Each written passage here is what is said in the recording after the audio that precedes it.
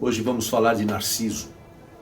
Conta a história que era, talvez, o mais belo de todos os jovens da mitologia.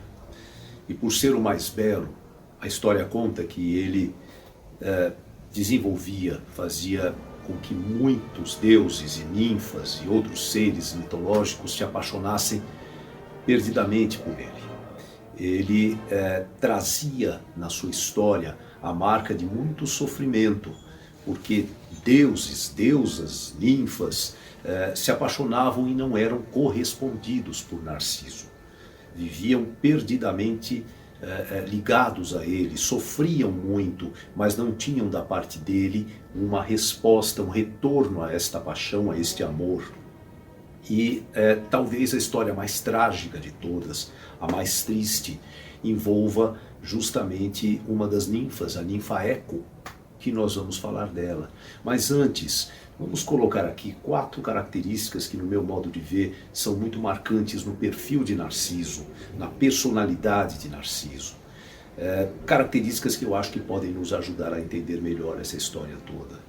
A primeira é que Narciso, ele não aceitava a parte nele próprio que não seria a ele agradável. Nós chamamos uma parte nossa de sombra, que é aquela parte que nós guardamos talvez coisas mais difíceis, por isso o nome sombra. Um lado nosso que nós sabemos que não é tão aceitável ou tão prazeroso para nós mesmos. A sombra traz muito ensinamento, a sombra é necessária, é o contraste dentro de nós mesmos, dentro da nossa natureza.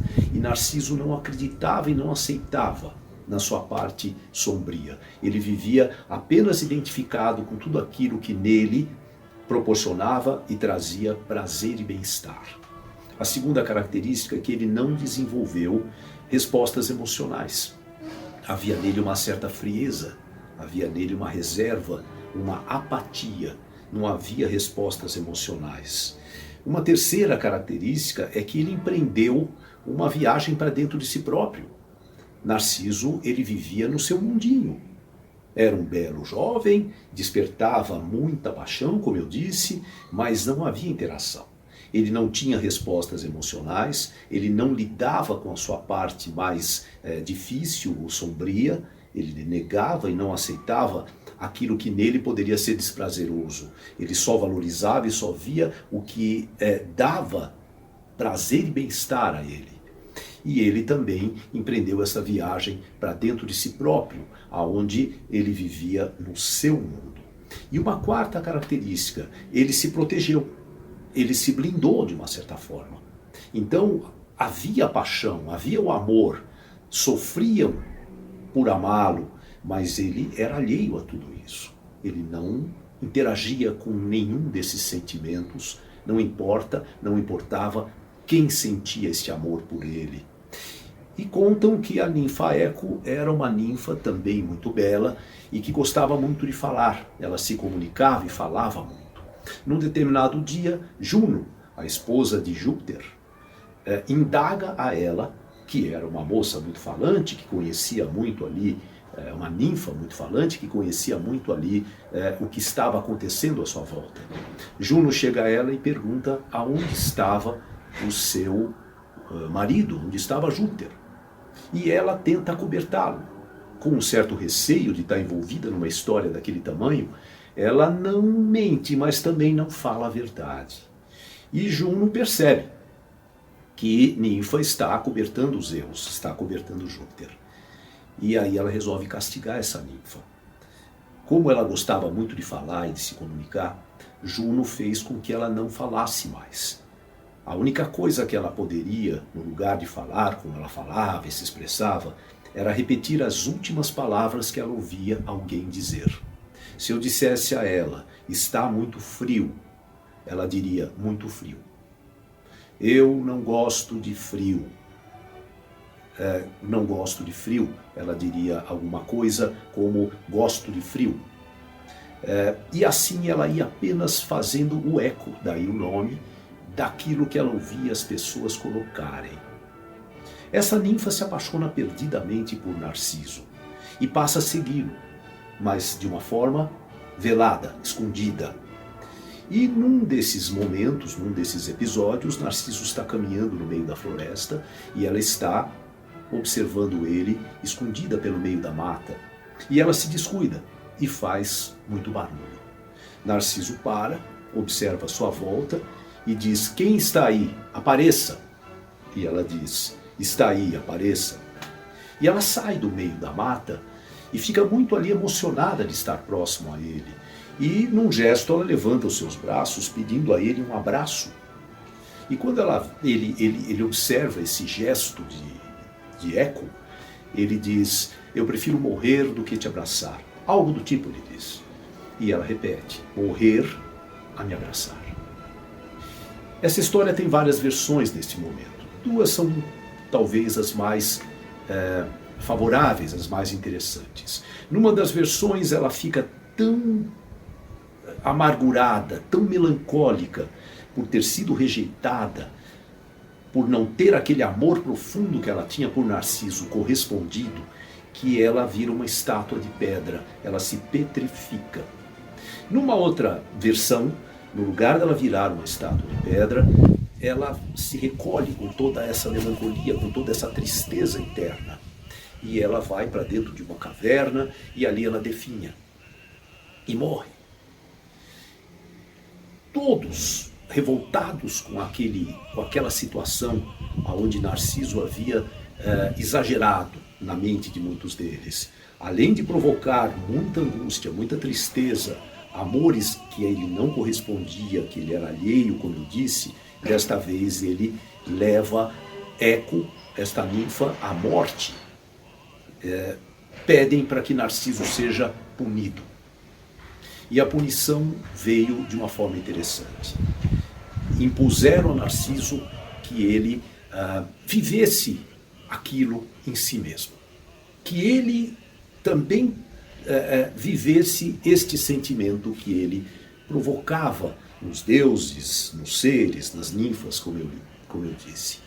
E aí, num desses passeios na floresta, Narciso vê a sua imagem num lago e ele fica perdidamente apaixonado por aquele ser que ele vê refletido no lago.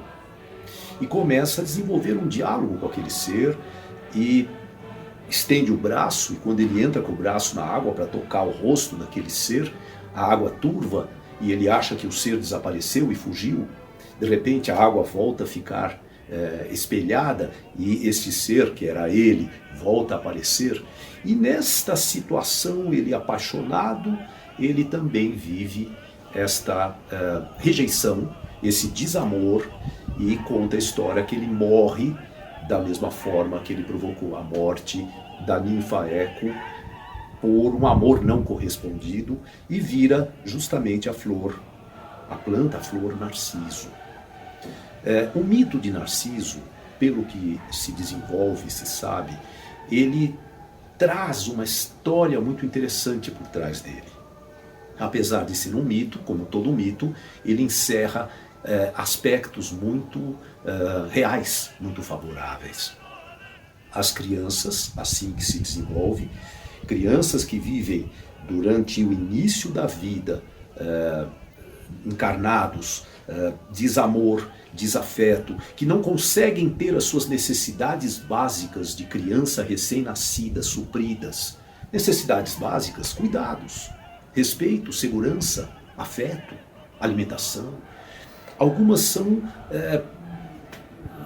privadas desse contato ou dessa possibilidade. Estas crianças, em alguns casos, desenvolvem justamente uma personalidade narcisista.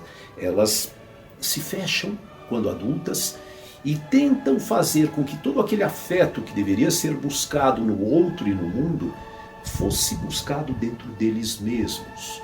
É daí que vem muito dessa história, deste mito de Narciso. Muitos seres na fase adulta se fecham como Narciso se fechava, não interagem e procuram dentro de si próprios o afeto, ou o prazer, ou a alegria que deveriam buscar justamente no mundo exterior.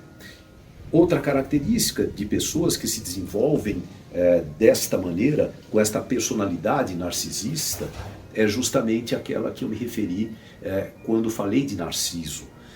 Não desenvolvem respostas emocionais. Então, muito dessas pessoas são enamoradas de si próprias, investem muito em si mesmos, ficam dentro de si e, ao mesmo tempo, não correspondem àquelas pessoas que se envolvem com eles. Aquilo é um mito. Eles também estão colocando uma parte apenas da vida deles para o mundo. E muitos deles mal percebem isso. Para mim, em particular, isso não vem da infância. Eu acredito que nós trazemos tudo isso de outras vidas. Vamos vivendo sentimentos como amor e muitos outros gradualmente. Isso justifica muitas crianças nascerem e se desenvolverem em famílias, em ambientes com muita privação afetiva, com muito desamor. É como se, daquela forma, o universo estivesse proporcionando a oportunidade destas crianças, desses seres, darem continuidade ao referencial de amor que deve ter vindo de vidas anteriores. Eu não acredito, em particular, que aleatoriamente algumas crianças são colocadas em ambientes de desafeto, muitas vezes até de humilhação e de agressão física, e que futuramente vão desenvolver uma personalidade narcisista, não porque são maus ou porque são frios, mas porque estão se protegendo, porque aquele referencial de necessidades básicas que não foram supridas não deu a eles condição de desenvolver autonomia, autoconfiança. Eu acredito que tudo isso venha lá de trás, venha de vidas anteriores, não como uma punição. Você deve ter sido mau e agora não. Isso é muito superficial no meu modo de ver.